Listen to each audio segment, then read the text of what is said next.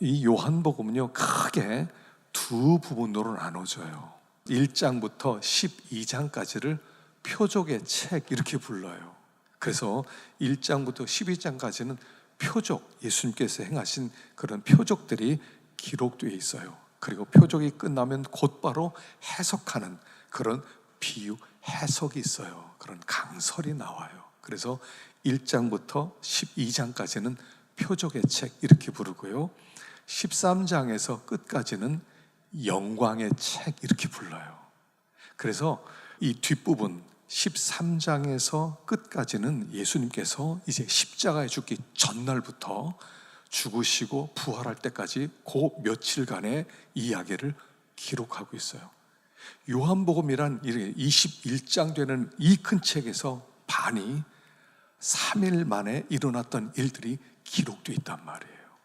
굉장히 중요한 강조점이 있다는 것이죠. 그래서 뒤에 있는 것을 영광의 책 이렇게 부르는데, 그 이유는 뭐냐면 예수님이 13장에서 이제는 십자가에 죽으신다, 그리고 죽으심에 대한 이야기가 영광으로 펼쳐져 있는 거예요.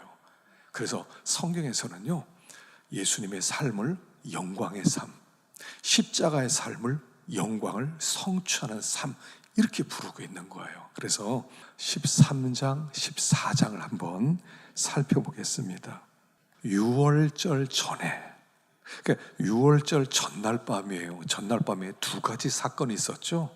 하나는 성만찬이 있었어요. 그래서 예수님께서 받아 먹어라, 너를 위한 내 살이다, 포도주를 주시면서 이것은 너희를 위한 내 피다, 그래서 이걸 먹고 마시라는 성만찬 제정이 유월절 전날 하나 있었고, 두 번째는 세족식이에요. 발 씻기는 사건. 근데 이 세족식은요, 요한복음에만 나와요. 공관복음 마태, 마가, 누가에는 발 씻기는 얘기가 없어요. 여기만 독특하게 나와요. 그 이유는 뭐냐면 이 요한복음이 전하고자 하는 메시지가 이 세족시에 있기 때문에 그런 거예요. 여기 보니까 자기가 세상을 떠나 아버지께로 돌아가실 때가 이른 줄 아시고 이렇게 나와. 때가 이르렀다. 오늘 2장 말씀에서도 이거죠. 여자여 나와 무슨 상관이 있습니까? 내 때가 아직 이르지 않았습니다. 또 사람들이 성전에서 예수님이 가르칠 때 막 붙잡으려고 그랬는데 잡는 사람이 없었으니 이는 때가 이르지 않았기 때문이다. 너희들은 예루살렘 올라가라, 나는 나중에 올라간다. 내 때가 아직 아니다. 그래, 때라는 얘기가요, 요한복음에는 굉장히 많이 나와요. 그 때라고 하는 것, 돌아가실 때, 예수님의 삶의 초점은 여기에 있었다는 거예요. 때에 있었다는 거예요. 그런데 여기 때라고 할 때는 십자가의 때를 얘기하는 거예요. 예수님은 때를 항상 바라보셨어요. 그러니까 예수님의 삶의 목적은 뭐냐면 때, 십자가였단 말이에요. 여기서 때라고 할 때는 십자가를 지는 때예요. 예수님의 삶의 초점은 어디에 있었냐면 십자가를 지는 그 때를 초점으로 살았고 목적으로 살았다 하는 거예요. 그리고 예수님께서 그 십자가를 지는 것을 영광으로 생각했다 하는 것이죠. 그래서 예수님의 삶은요, 하여간 십자가에 있었어요. 십자가 지기 위해서 이 땅에 오셨고, 십자가 지기 위해서 처음부터 계속 그때를 향해서 가고 있었던 것이죠. 우리가 세상살이 하면서 우리 세상살이는요, 여러분 어디에 초점을 맞춥니까? 뭐 나름대로요, 조금 있으면 뭐 이런 일이 있겠지, 이런 좋은 일이 있겠지, 그러지만 예수님은 십자가에 초점을 맞췄다는 것이죠. 그래서 신앙생활이라고 하는 것은 뭐냐면 십자가라는 거예요. 십자가. 참 시작부터 또 십자가 얘기를 해야 돼요. 십자가 얘기. 예수님의 삶의 초점은 십자가였고요, 신앙생활의 초점을 십자가에 맞춰야 된다는 것을 우리에게 말씀하고 있는 것입니다. 무슨 얘기냐면 신앙생활은 잘 살기 위한 삶이 아니라 잘 죽기 위한 삶에 있다는 거예요. 어떻게 하면 잘 살 수 있을까? 이게 우리 초점이잖아요. 어떻게 하면 잘 살 수 있지? 근데 예수님의 삶의 초점은 어떻게 하면 잘 죽을 수 있지, 여기에 초점이 있었다는 거예요. 아예 전제가 달랐다는 것이죠. 잘 살아야 되는데, 그런데 예수님은 잘 죽어야 되는데, 그리고 거기를 향해서 계속 걸어가셨다 하는 거예요. 그래서 14장에 또 내가 길이다, 진리다, 생명이다, 그럴 때는 그 십자가의 길을 얘기하는 거예요. 그 신앙생활은요, 십자가를 따라가는 삶이다 하는 것을 말씀을 해주고 있다 하는 것입니다. 그래서 예수님은 아버지께로 돌아가실 때가 이른 줄로 아시고 때를 알아야 돼요. 언제 아버지께 돌아갈 때인가? 언젠간 돌아갈 것입니다. 돌아갈 때가 되었는데 돌아갈 때를 모르는 것은 참 미련한 것이죠. 그래서 십자가를 져야 될 때는요, 피하는 게 아니에요. 십자가를 피하는 것이 잘 사는 사람이 아니에요. 고난 없이, 핍박 없이 사는 삶이 잘 사는 삶이 아니라는 것을 가르쳐 주고 있는 거예요. 잘 죽는 삶, 그게 잘 사는 것이다 하는 것입니다. 자기 사람들을 사랑하시되 끝까지 사랑하시니라, 이렇게 말씀하세요. 여기 끝까지라고 하는 것은 뭐냐면 양이 아니라 질을 얘기하는 거죠. 하나님이 우리를 사랑하시기로 작정했습니다. 사랑하시로 작정한 다음에 주님은 끝까지 완성시킨다는 뜻이에요. 그래서 이 동사 단어가 사랑하신이라는 이 단어가 뭐냐면 과거 완료형 단어로 나와요. 그러니까 사랑할 것이니라 이런 게 아니라 이미 주님의 마음 가운데는 사랑이 끝났어요. 나는 너희를 사랑하기로 결정했어. 무슨 일이 있더라도 내 사랑 포기하지 않아. 이미 사랑이 완성됐어, 이런 뜻이에요. 빌립보서 1장 6절이죠. 한번 읽어보겠습니다. 시작. 너희 안에서 착한 일을 시작하신 이가 그리스도 예수의 날까지 이루실 줄을 확신하노라. 착한 일을 시작하신 그분이 완성시키세요. 우리 구원은 뭐냐면 하나님이 시작하셨고 하나님이 완성시킬 거예요. 이 구원의 시작은 뭐냐면 사랑의 시작이라는 거예요. 하나님이 사랑을 시작해서 그 사랑을 하나님이 완성시킬 거예요. 거기에는 대상의 자격이 달린 게 아니에요. 내 사랑받을 만한 사람이 자격이 있는가? 자격이 있네? 사람이 괜찮구나. 내가 잘 사랑했구나. 이런 게 아니라 그 자격과 아무 관계없이, 대상이 어떠하든지 아무 관계없이 하나님의 의지와 결정으로 시작하시고 의지와 결정으로 마무리 시킬 것이다, 이런 뜻이에요. 그러니까 이게 사랑의 완성이에요. 어떤 분은 이 사랑하니라 할 때 이 사자를 한자로 죽을 사자를 써야 된다는 거예요. 이건 물론 순수한 한국말이지만 사자를 쓸 때는 사랑 사자는 죽을 사자라는 거예요. 사랑이란 목숨을 거는 행위거든요. 사실은요, 목숨을 걸어야 사랑하는 거예요. 하나님이 우리를 사랑할 때 어떻게 해요? 목숨을 걸고 사랑하시는 거예요. 자기 아들의 목숨을 걸고 내가 너희를 사랑해. 그렇기 때문에 그 사랑에는 취소가 없고 포기가 없고 완성밖에 없다는 것이죠. 하나님이 자기 사람들을 사랑하시되 끝까지 사랑하시니라, 이걸 완성으로 쓰셨단 말이에요. 그러니까 이게 복음인데, 복음이라고 하는 게 뭐냐면 나는 자격이 없어요. 아무리 봐도 나는 자격이 없어요. 내가 이렇게 제가 목회하면서요, 우리 교인들을 볼 때도요, 정말 완전한 자격 있는 사람 누굴까 보면 죄송합니다, 없더라고요. 없어요. 근데 하나님이 시작하셨어요. 하나님이 명예를 걸고 자기 아들을 죽여놓고 내가 내 아들 죽였는데 너희 사랑 포기할 것 같으냐? 난 포기 없어. 너희들이 어떠하더라도 난 너희를 사랑해. 이게 끝까지 사랑하시는 거예요.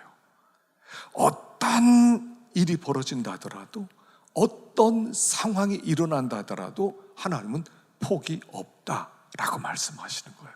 그게 복음이에요. 복음은 포기가 없는 거예요. 그래서 복음이에요. 우리의 구원은 그래서 완성이에요. 우리가 흔들릴 때가 많죠. 나 같은 자가 구원받을 수 있을까? 항상 의심해요. 항상 의심이 들어와요. 내가 구원받을 수 있을까? 난 구원받지 못했을지 몰라.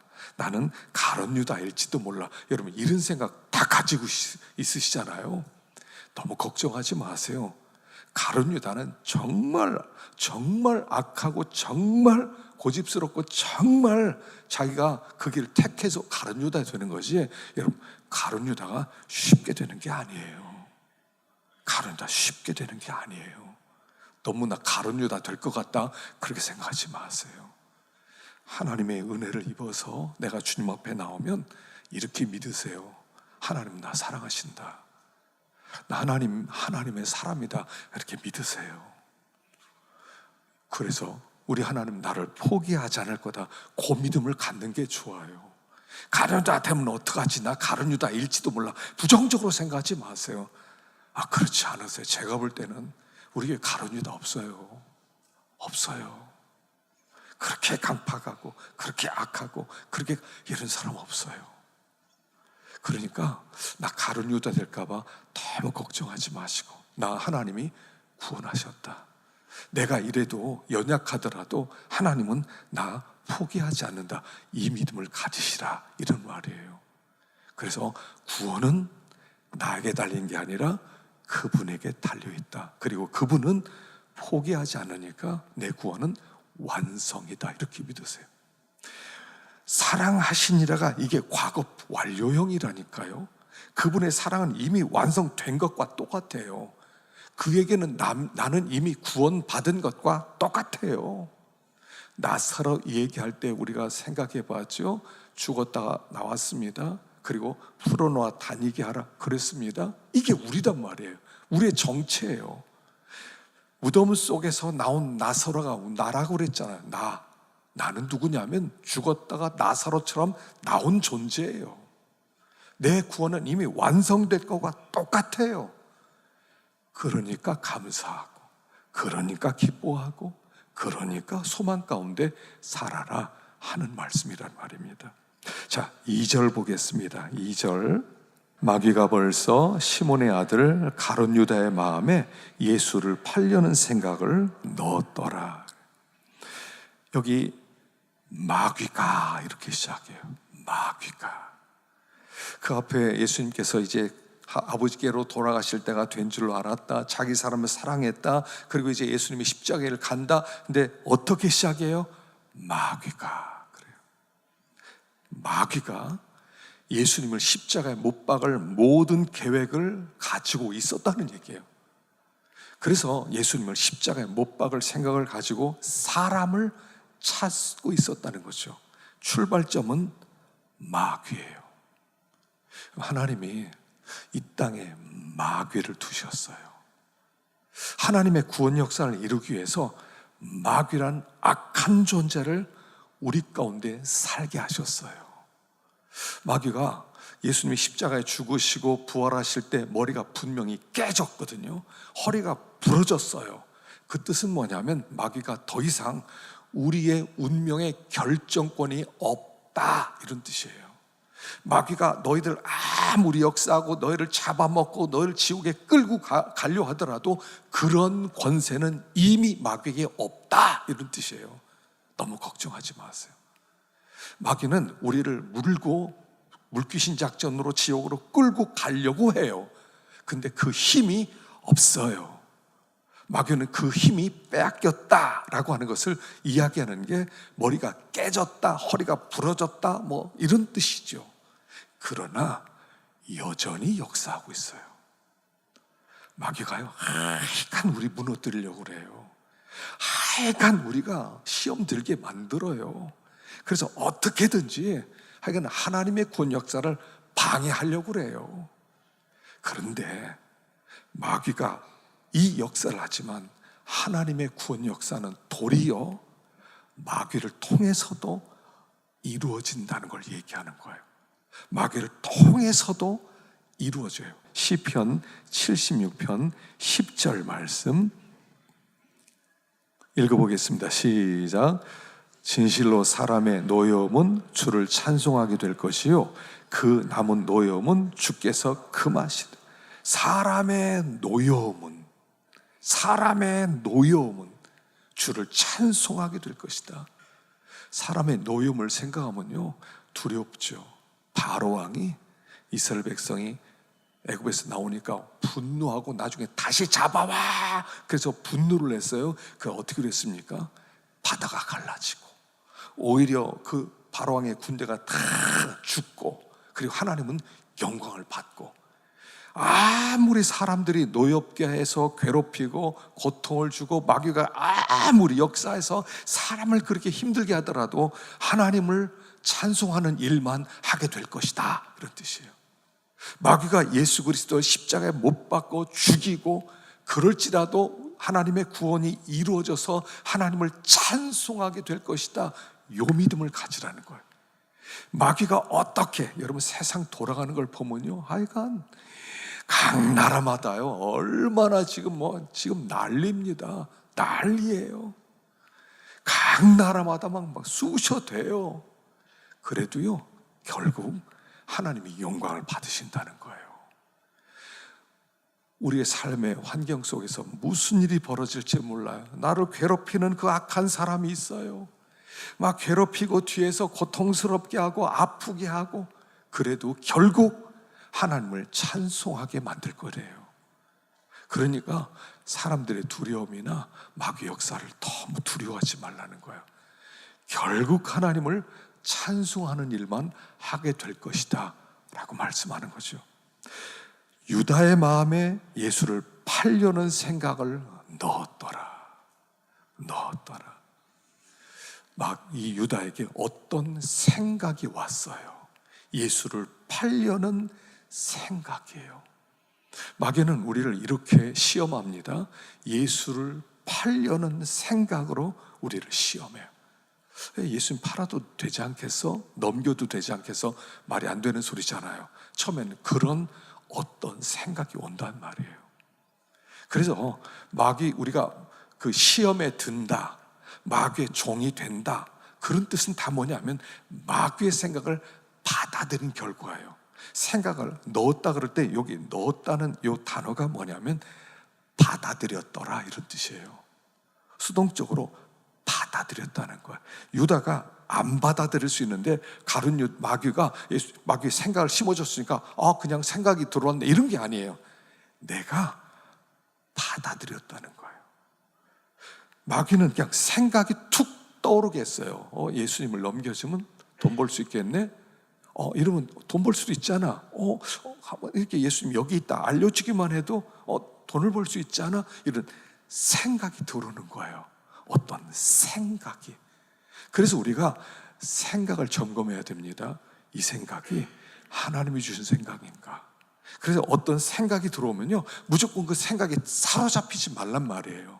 어떤 생각이 들어오면 바로 그 생각을 받아들이고 그 생각대로 막 움직이지 말란 말이에요. 그게 마귀가 준 생각일 수 있으니까. 이런 생각이 왜 떠오르지?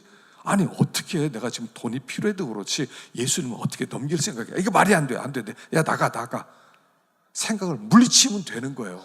그런데 생각이 왔을 때 받아들일 때 그게 내 생각처럼 되는 거예요. 마귀의 생각이었거든요.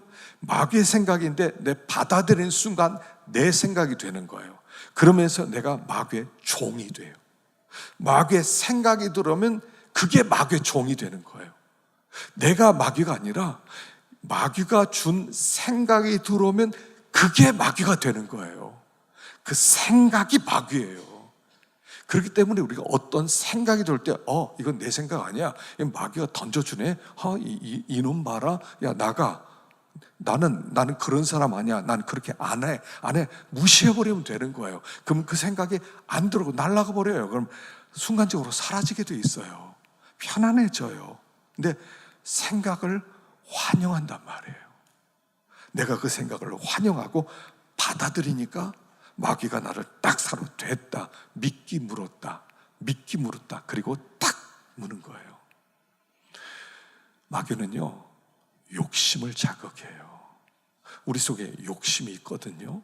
욕심이 자극되니까 그러니까 그 생각이 받아들여지는 거예요.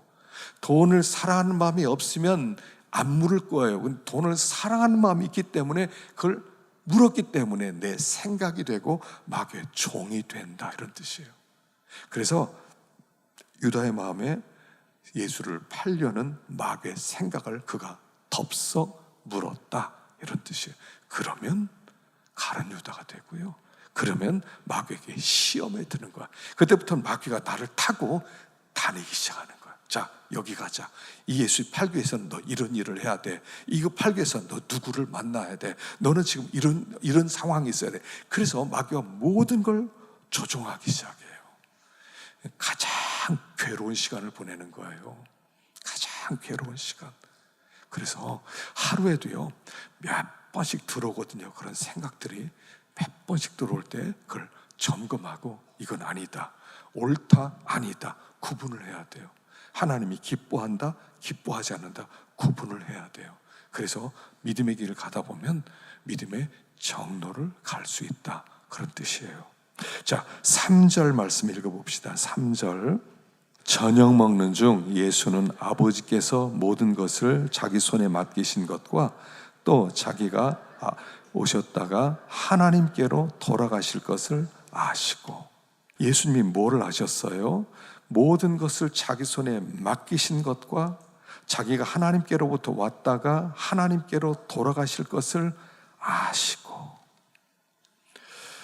예수님 당신께서 하나님으로부터 오셨다가 하나님께로 가야 될 것을 알았다는 거예요.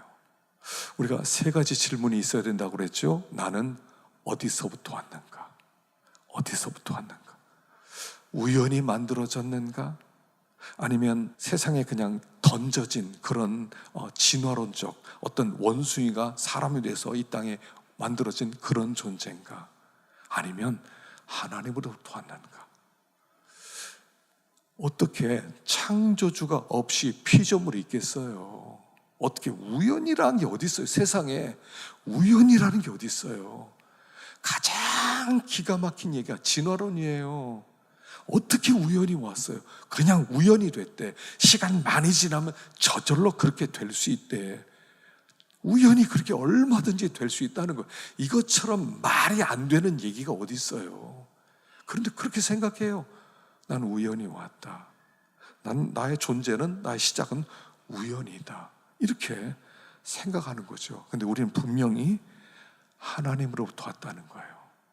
하나님으로부터 왔을 때는 분명히 어떤 목적을 가지고 왔다는 것이죠.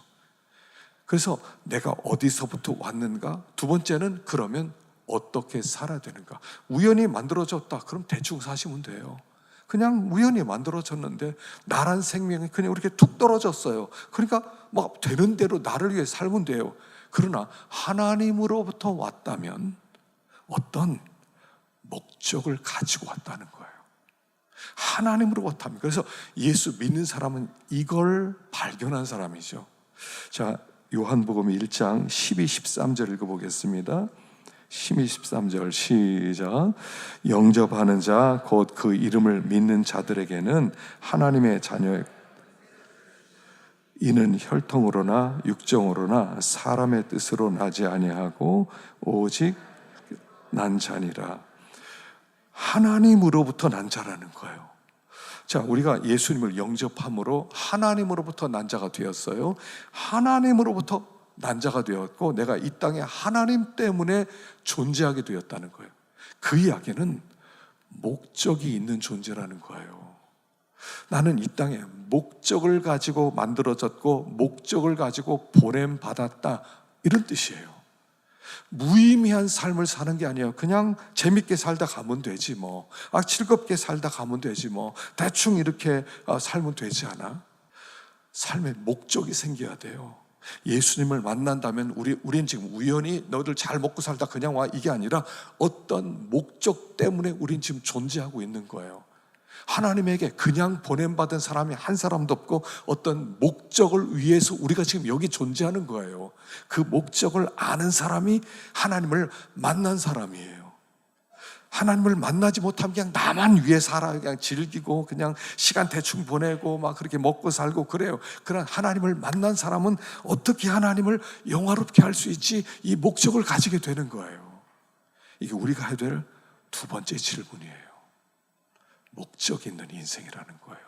세 번째는 그러면 어디로 가느냐 하는 것이죠. 자, 예수님은 여기요 뭐라고 했습니까? 하나님께로 돌아가실 것을 아시고. 결국 사람은 죽게 돼 있어요. 근데 죽음은 끝이 아니에요. 죽음은 끝이 아니에요. 하나님께로 가는 거예요. 시간이 지금 나이를 점점 더 먹어가고 있잖아요. 그럼 이제 하나님 앞에 갈 때가 되는 거예요. 근데 늙었다고 그래서 하나님 앞에 갈 생각을 하는 것은 아니에요. 내가 이제 죽을 때가 되었으니까 진짜 하나님 앞에 갈 준비하자. 안 그렇더라고요. 보니까 점점 나이를 먹어가는데 하나님 앞에 갈 생각을 안 해요. 아직 때가 안 됐다고 생각해요. 여러분 이렇게 생각하세요. 나는 안 죽는다 이렇게 생각하세요. 나는 안 죽는다. 죽는다는 건 뭐냐면 나는 사라지는 거거든요. 죽는다는 건 사라지는 거예요. 근데 우리의 죽음은 하나님께로 가는 거거든요. 그렇기 때문에 우리는 여기서 이렇게 살다가 이렇게 하나님의 집으로 하나님 앞으로 가는 거예요. 그래서 우린 자는 거예요. 그냥 자는 거. 우린 그냥 자는 거라고요. 죽는 건 우리에게 자는 거예요. 우리가 이제 다들 잘 있어라 나중에 보자 그런 순간 바로 하나님 앞에 가는 거예요. 우린 죽는 게 아니라고요. 우린 영원히 살아있어요. 난 안 죽는다 이렇게 생각하셔야 돼요. 그리고 하나님 앞으로 옮겨진다고 생각해야 돼요.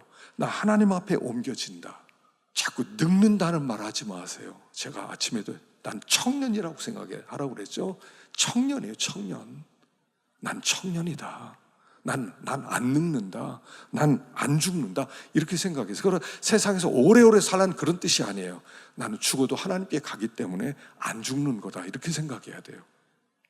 그래서 내가 아버지 앞으로 가는데 어떻게 죽어야 되느냐 하는 거예요.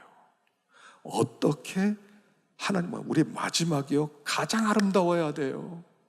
가장 은혜스러워야 돼요. 마지막이 가장 은혜스러워야 돼요. 어떻게 해서 가장 은혜스럽게 하나님 앞으로 옮겨지지? 어떻게 사람들에게 저 사람처럼 죽고 싶다 이렇게 죽지? 아버지 앞에 간다는 것을 생각하란 말이에요. 아버지 앞에 가는 거예요. 여러분 이게 섬찟할 때가 있어요. 아버지 앞에 간다? 말만 들었던 그 하나님 앞에 간다? 말만 들었던 예수님을 눈으로 배웁는다?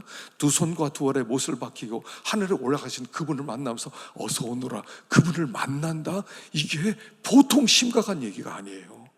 언제 그렇게 가게 될지 모르는데 그러면 준비됐냐는 거예요. 예수님은 아버지께로 돌아가실 때가 이른 줄 아시고 이제 때가 되었구나 이렇게 생각했단 말이죠. 그래서 이걸 알아야 돼. 이걸 알아야 무지하지 않을 수 있어요. 지혜로운 삶을 살 수 있다는 거예요. 예수님은 아버지께로 돌아가실 때가 이른 줄로 아시고 그래서 하셨던 일이 뭐냐면 4절입니다. 자, 4절 저녁 잡수시던 자리에서 일어나 겉옷을 벗고 수건을 가져다가 허리에 두르시고 이에 대야에 물을 떠서 제자들의 발을 씻으시고 그 두르신 수건으로 닦기를 시작하여 저녁 잡수시던 자리에서 일어나서 그러니까 성만찬을 하시는 그 자리를 얘기하겠죠. 겉옷을 벗고 수건을 가져다가 허리에 두르고 제자들의 발을 씻기셨어요. 제자들의 발을 씻기셨어요. 그럼 이 세족식은 두 가지의 뜻이 있는 것 같아요. 하나는 예수님이 제자들의 발을 씻김으로 말미암아 종으로 오셨다는 것을 가르쳐 주는 거예요. 원래 사람은 종이에요. 하나님의 종이에요. 하나님을 섬기는 종이었어요. 근데 하나님이 되려고 그랬어요. 선악을 알게 하는 나무의 실과 먹지 마라. 너는 내 종이다. 근데 그거를 우리는 뛰어넘으려고 그랬어요. 종의 자리를 벗어나서 하나님이 되려고 했기 때문에 이런 슬픔과 고통과 아픔이 있게 되었는데 예수님께서 종의 모습을 보여주면서 우리는 종이야. 너는 종으로 부름받았어. 발 씻기는 것은 종이 하는 거거든요. 발을 씻어주면서 종이야 하는 것을 가르쳐 주는 거예요. 그 첫 번째 교훈이죠. 두 번째 교훈이 있어요. 자, 그것은 뭐냐면 발 씻김으로 말미암아 그들을 정결하게 만드는 거예요. 정결하게 만들어. 자, 민수기 19장 20절 말씀. 사람이 부정하고도 자신을 정결하게 하지 아니하면 하나님의 성소를 더럽힘이니 그러므로 회중 가운데에서 끊어질 것이니라.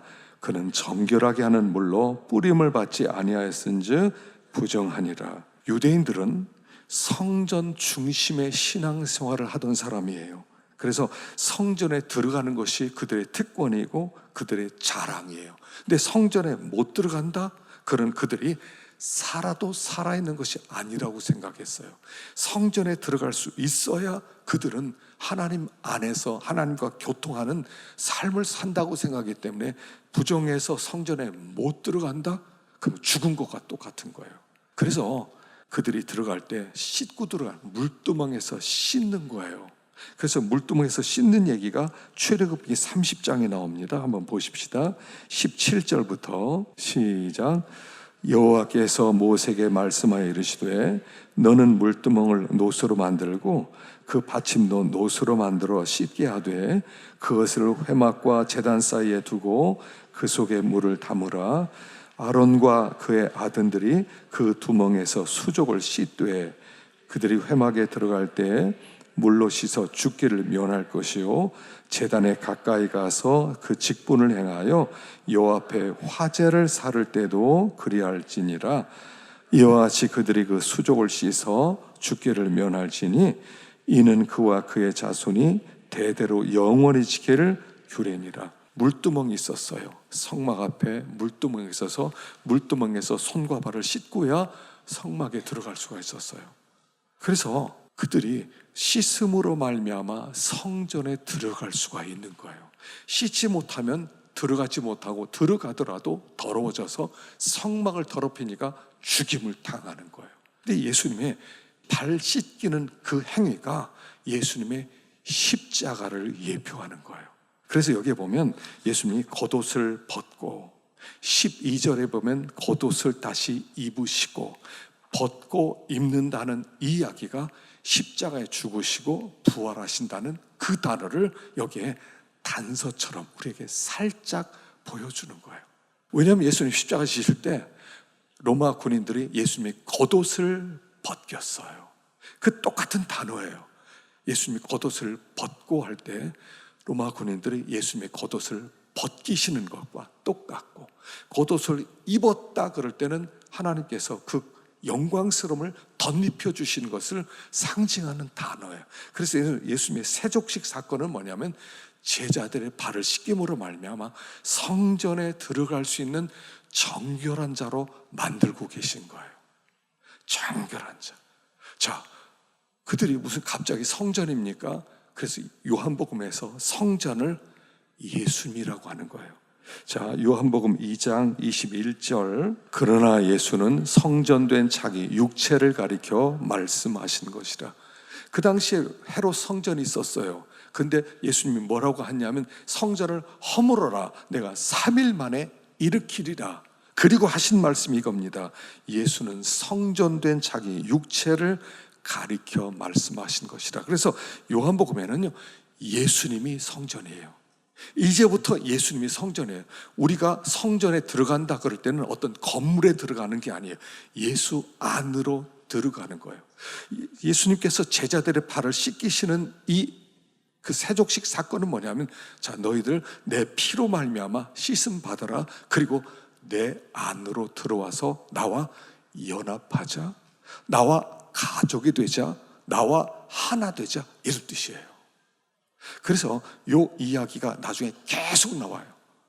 여러분, 요한복음의 신학 중에 아주 중요한 거, 제가 에덴 얘기 계속 했잖아요. 에덴, 가든, 동산 얘기가 5번 나온다고 그랬죠. 요한복음엔 동산이 있어요. 그래서 자기 백성들을, 자기 제자를 동산으로 초대하세요. 동산으로 초대하는 것은 예수님이 십자가에 죽으시고 부활함으로 말미암아 하나님의 성전을 만들어 놓았고 이제 그 성전에 들어와 살아라. 그것을 새 에덴의 삶이다 이렇게 얘기했잖아요. 이게 14장에서는 거처라는 단어로 나와요. 내 아버지 집에는 거할 곳이 많도다 이렇게 나와요. 그래서 예수님께서 제자들의 발을 씻기신 사건, 예수님께서 십자가에서 죽으시고 부활하심으로 말미암아 자 정결케 되었어. 그러니까 너희들 성전에 들어와 이런 뜻이에요. 우리가 예수를 믿어서 우리가 깨끗하게 씻김을 받았어요. 모든 죄로부터 깨끗함을 받았어요. 이제는 우린 정한 자, 정결케 된 자가 되었어요. 그러면 어떻게 해야 돼요? 성전으로 들어오라는 거예요. 성전된 내 안으로 들어오라는 거예요. 예수님 발을 씻겼으니까 발을 씻기심으로 말미암아 이제는 너희들이 내 안에 들어와 나와 하나 되자 이런 뜻이에요. 하나 되자. 신앙은 핵심이 이겁니다. 나와 하나 되자. 너와 나 따로 있는 게 아니라 너 내 안에 들어와 너희가 내 안에 내가 너희 안에 계속 이야기가 반복되는 거예요. 그 출발점이 세족식 사건이에요. 세족식 사건으로 내가 너희를 발 씻겨줬어. 내가 십자가에 죽고 부활했어. 그 내 피로 너희를 씻겨서 너희는 정결케 되었어. 그러니까 내 안으로 들어와 이런 뜻이에요. 신앙은 주님 안으로 들어가는 거예요. 그 주님과 하나 되는 거예요. 그 주님의 영광에 참여하는 거예요. 그래서 하나님의 가족 공동체로 살아가는 거예요. 그런데 발 다 씻김을 받았어요. 예수 믿었어요. 깨끗해졌는데 예수 안으로 안 들어가려고 그래요. 예수 하나 되는 거거든요. 예수 안에 들어가서 예수와 연합되고 예수의 그 하나님 나라의 모든 은혜와 축복을 함께 누리는 것이거든요. 그런데 여기 베드로가 한 말이 있거든요. 우리 8절 한번 넘어가서 봅시다. 베드로가 이르되 내 발을 절대로 씻지 못하시리다. 예수께서 대답하시되 내가 너를 씻어주지 아니하면 내가 나와 상관이 없느니라. 여기 상관이 없느니라 그랬어요. 요 상관이 없다는 요 상관이라는 단어가 어떤 뜻이냐면 누가복음 15장에 똑같은 단어가 나와요. 탕자가 아버지 떠날 때 어떻게 합니까? 아버지 내게 돌아올 분깃을 주세요 할 때고, 분깃이란 단어가 요 상관이란 단어와 똑같은 단어예요. 그러니까 내가 네 발 씻기지 않으면 너는 나와 상관없고 내 분깃 나누지 못해 이런 뜻이에요. 내가 누리게 될 그 영광 너와 관계없어. 그러니까 내가 네 발 씻겨줘야 돼 이런 뜻이에요. 예수님이 우리 발 씻겨주셔서 우리를 정결하게 만들고 우리를 깨끗하게 만들어서 우리로 하여금 영광이신 예수님 안으로 들어가는 자가 되어서 그 안에 무한한 하나님의 축복을 누리며 살게 만들었다는 거예요. 그런데 발 씻기지 마세요. 내 발은 창피해요. 내놓지 못하겠어요. 그럼 너 나와 관계없어. 내 분깃 너 나누지 못해. 이렇게 말씀하세요. 여러분 신앙생활이 이게 얼마나 영광스러운 것이냐면요, 우리 주님이 십자가에 죽으시고 부활하시고 내 발 씻겨주시고 들어와 성전으로 들어와 나와 함께 살자, 나와 하나 되자, 그리고 나의 모든 걸 너의 것으로 만들어. 그 신앙생활은요, 발 씻김 받은 다음엔 예수 안으로 들어가는 거예요. 들어가기를 힘을 써야 돼요. 왜요? 그 속에 하나님의 그 영광스러운 분깃이 있기 때문에. 영광스러운 하나님이 우리에게 주실 분깃이 있는데 그런 거 안 누려도 되지. 세상에 좋은 게 많은데 이렇게 살고 있다는 얘기예요. C.S. 루이라는 사람이 영광의 무게라고 하는 굉장히 은혜스러운 책을 썼어요.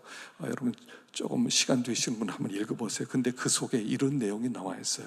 하나님은 지금 우리에게 어마어마한 걸 주려고 하신다. 어마어마한 거. 이게 비유가 될지 모르겠어요. 북한에 살던 사람이 여러분 얼마나 어렵게 살아요. 쌀밥은 구경도 못 하고요. 고깃국 언제 먹어봐요. 너무 어렵게 살아요. 힘들게 살아요. 근데 어떤 사람이 남한에 대한민국에 가면 굉장히 잘 살 수 있다. 이걸 알고 가족들 데려가려고 그래요. 그럼 때때로 그런데요. 안 간다고. 난 여기서 그냥 있겠다고. 나 이게 좋다고. 저기 가면요 이런 것도 저런 것도. 그 농담하지 말라고 그런대요. 농담하지 말라. 그런 나라가 어디 있냐고요. 우리가 매일 누리는 거예요. 그 사람들 얘기하면 안 믿는 사람이 많대요. 아직도 안 믿는데요. 아니 진짜 가면요 거기 잘 살고요, 사람들 다 차를 타고 다니고 다 아파트에 이렇게 살고 웃기는 소리 하지 말고 나를 꼬셔도 그렇게 꼬시려고 하냐고. 그러고 안 간대요. 그래서 어떤 탈북자는요, 술 마시게 해서 몰래 데려왔대요. 데려왔는데 와보니까 야, 네가 말했던 게 진짜구나 그런데요. 자, 이런 거예요. 하나님이 우리에게 주려는 것은 이런 것들이에요. 너무나 어마어마한 영광스러운 것들이라는 거예요. 상상할 수 없는. 그런데 우리는 원래 빈민촌에 살았다는 거예요. 너무 가난한 빈민촌에서 그냥 거기서 그냥 아귀다툼하면서 쓰레기 청소하면서 쓰레기장에서 뭐 나오면 막 서로 쓰레기 오면 막 서로 뒤지면서 뭐 깡통 하나 있으면 서로 빼앗아가려고 싸우고 이렇게 살다 보니까 하나님이 주려는 그 영광스러움을 사모하지를 않는다는 거예요. 사모하지를 않아요. 지금 우리 하나님이 어마어마한 걸 준비하고 있는데 사람으로 생각해 본 적도 없고 상상도 안 해보고 뭐 그런 것들을 하나님 예비하고 있는데 하나님 필요 없어요. 그냥 오늘 저녁 이렇게 뭐 맥도날드 누가 먹다 버린 거라도 주니까 그냥 그런 거라도 전 좋아요. 이러고 살고 있다는 거예요. 하나님은 지금 우리가 어마어마한 부패를 준비해놓고 야 들어와서 마음껏 너는 계속 영원히 그렇게 살 수 있어. 근데 저는요 그거 말고요 맥도날드 앞에서 쓰레기통에서 누가 반쪽 버리고 그것만 먹어도 난 행복해. 이러고 있다는 거예요. 우리에게 발을 씻겨주신 이유가, 정결케 하신 이유가 성전에 들어가서 하나님의 분깃을 누리며 그 영광 가운데 그 충만한 삶을 살게 하는데 사모하지를 않는다는 거예요. 사모하지를 않아요. 그래서 예수님의 이 세족식 사건은 우리를 초대하는 세족식이라는 겁니다. 얘들아, 너희는 이미 깨끗함을 받았어. 이런 세상으로 만족하지 마. 오늘 뭐 여기서 뭐 하나 꽃감 하나 얻어먹기 위해서 거기에 뭐 감 하나 얻어먹기 위해서 거기 아귀다툼 하지 마. 내가 너에게 줄 것은 어마어마한 영광의 분깃들이야. 영광의 분깃이야. 너희들은 나처럼 되는 거야. 나와 함께 사는 거야. 우리 주님은 나를 초대해서 어떻게 만들려고 그래요? 주님처럼 만들려고 그래요. 함께 살려고 하는 거예요. 너 나처럼 될 수 있어. 나처럼 돼봐. 나처럼 기쁨을 누려. 나처럼 내가 평화를 줄게. 나처럼 그런 그 넓은 마음으로 너희를 하나님과 함께 들어와서 거기서 우리 하나됨 속에서 충만함을 누리자. 이렇게 17장에 가서 얘기하잖아. 하나 되어 살자. 근데 싫어요. 좀 바빠요. 얼마나 바쁜데 내가 공부도 해야 되고요. 제가 돈도 벌어야 돼요. 얼마나 바쁜데 저한테 오라가라 하세요. 그냥 예수 믿고 그냥 만족해. 천국 갈게요. 그냥 이러고 있다는 거예요. 이 세족 시간 하나님 품으로 초대하는 하나님의 초대장이라는 거예요. 발 그냥 씻고 너도 나처럼 그냥 섬기면 살아라. 여러분 이런 정도가 아니에요. 들어와. 너는 씻김 받았어. 너 자격 있어. 너 이 티켓 있다. 이 티켓 가지고 들어오면 그냥 들어올 수 있어. 그리고 그 안에 모든 걸 다 너의 걸로 마음껏 누릴 수 있어. 들어와. 그런데 이 티켓 가지고 들어가지를 못해요. 굿윌 헌팅이라는 그 영화가 있었거든요. 아마 아시는 분 알 거예요. 맷 데이먼이라고 하는 그 주인공이 나오는데 이 친구가 머리가 너무 좋아요. 그냥 하버드대에서 문제 아무도 못 푸는 수학 문제를 이 아이는 청소하면서 그냥 쓱쓱쓱 다 풀어버려요. 천재예요, 천재. 그런데 학대받으면서 살았어요. 부모에게 학대를 받았어요.